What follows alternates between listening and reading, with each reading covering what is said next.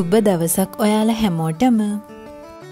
ඔන්න මේ අලුත් අවුරුද්දේ ඉස්සෙල්ලාම වීඩියෝ එක අරගෙන ආවා. ඉතින් ගොඩක් ගුණ වගේම රස කෑමක් තමයි මේ රුලන් වලින් හදන උප්මා. අද අපි බලමු මේ උප්මා හරියට හදන්නේ කොහොමද කියලා. මුලින්ම අපි රුලන් ටික හොඳින් බෙද ගන්න ඕන.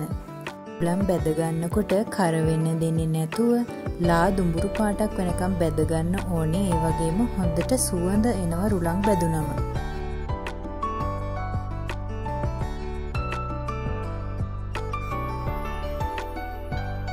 එන්න අපේ රුලන් ටික හොඳින් බෙදලා තියෙන්නේ. මම මේ රුලන් ටික දැන් අයින් කරගන්නවා. දැන් අපි පෑන් එකට අපේ ඔලිව් ඔයිල් ටික එකතු කරගන්නවා. ඔයාලට බටර්, පොල් තෙල් උනත් එකතු කරගන්න පුළුවන්. පොඩිවට කපාගත්ත ඉඟුරු සුදු ලුණු ටිකක් එකතු කරගන්නවා. ඉඟුරු සුදු ලුණු ටික බෙදෙනකොට අපි කරපිංච සහ රම්ප එකතු කරගන්නවා. දැන් අපි කුඩාවට කොටු කපාගත්ත චිකන් ටික එකතු කරගන්නවා.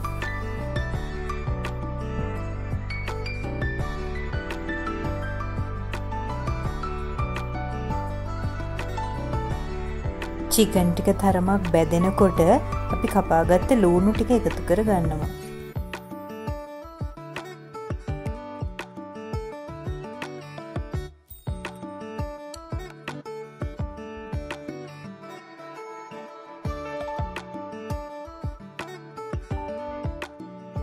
අද මේ උප්මා එකට මම චිකන් දාපු හින්දා කැරට් සහ බොන්චි විතරයි මම එකතු කරගන්නේ.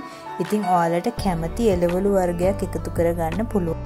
චිකන් කන්න අකමැති කෙනෙක් ඉන්නවා නම් අපිට චිකන් වෙනුවට හතු ටිකක් එකතු කරගන්න පුළුවන්. උප්මා එකට එළවලු එකතු කරනකොට හොඳින් මතක තියාගන්න ඕන කුඩාවට කපලා ගන්න.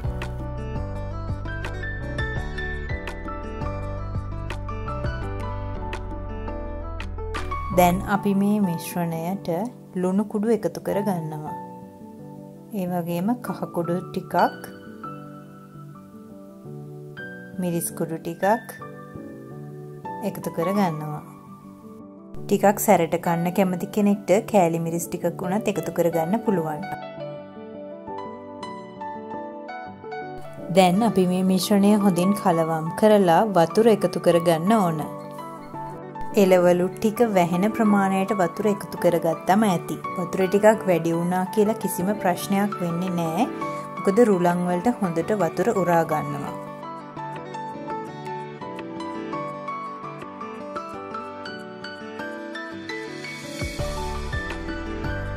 දැන් මම චූටියට කපාගත්ත ලීක්ස් ටිකක් වගේම ගම්මිරිස් කුඩු ටිකක් එකතු කරගන්නවා. දැන් අපි මේ මිශ්‍රණය හොඳින් උතුරව ගන්න ඕන.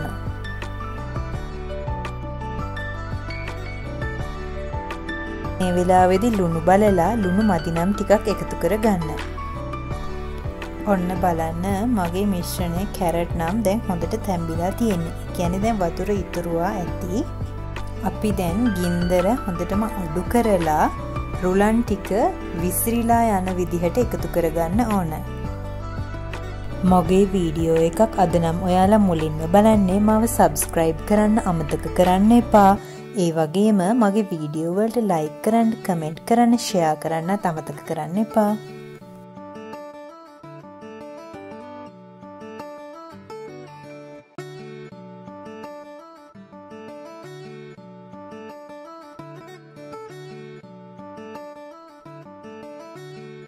දැන් මේ රුලන් ටික අපි හොඳින් කලවම් කරගන්නවා. වතුර ටික හිඳෙනකන්ම කලවම් කරගන්න ඕන.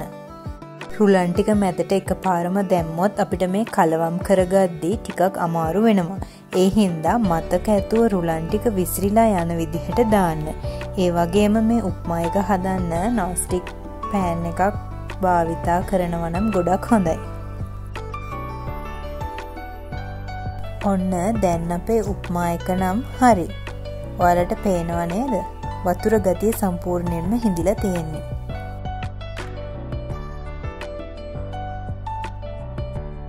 අපි බලමු මේ උප්මා එක කොහොමද පිළිගන්වන්නේ කියලා. ඔන්න දැන් ඉතින් අපි පොඩි කාලේ වගේ කෝම් පිට්ටුවක් හදන්නයි යන්නේ.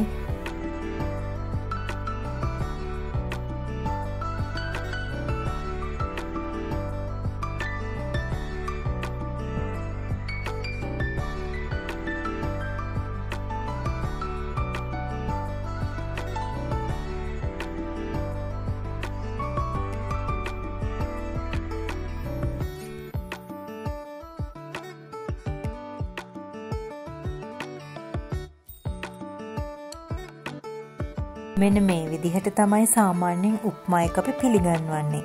ඉතින් මම මේකට බිත්තර බුල්සයි එකක් දාලා තියෙනවා. වැදගත්ම දේ තමයි මේ උප්මා එක ආහාරයට ගන්න කිසිම කරි එකක් අවශ්‍ය වෙන්නේ නැහැ. ලොකු පොඩි අපි හැමෝටම ගොඩක් ගුණවත් කෑමක් තමයි මේ රුලන් කියන්නේ. ඉතින් රුලන් වලින් අපිට හදාගන්න පුළුවන් කෑම ගොඩක් තියෙන මේ ඉතින් එක જાතියක්. මම ඉදිරියට තව ඔයාලට ගොඩක් රුලන් වලින් හදාගන්න පුළුවන් රස කෑම අරගෙන එන්නම්. ඔයාලත් හදලා කාලා බලලා මට රස කියලා එවන්න. බොහොම ස්තුතියි.